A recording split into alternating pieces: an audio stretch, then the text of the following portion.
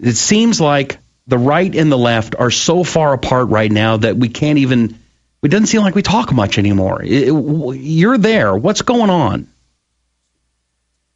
Things are different than they used to be.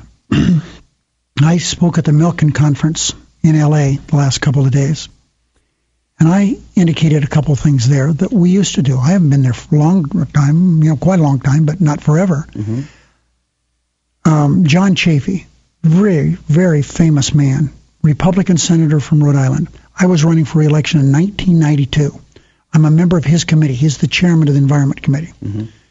And he said to me, I want you to get reelected, and I'm going to help you. He said, I'll tell you what I'll do. We'll have some hearings in Las Vegas. I will start them, and I'll leave, and you just continue the hearings. If a senator, a Republican senator did that, they would run him out of wouldn't be chairman. I also indicated Bud Schuster of Pennsylvania, long-time congressman.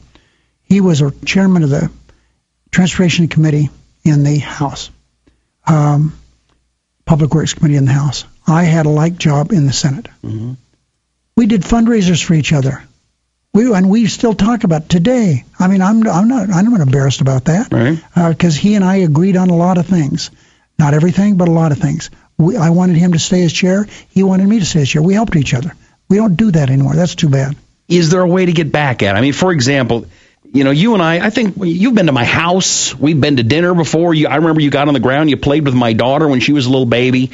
But, I would be what you'd call a Tea Party guy. And, sometimes, and I don't know if it's... This is interesting, Rusty. I said this so many times, and some of my Democratic colleagues didn't like what I said. Mm-hmm. Jim DeMint and I disagree on most everything, okay? Mm-hmm.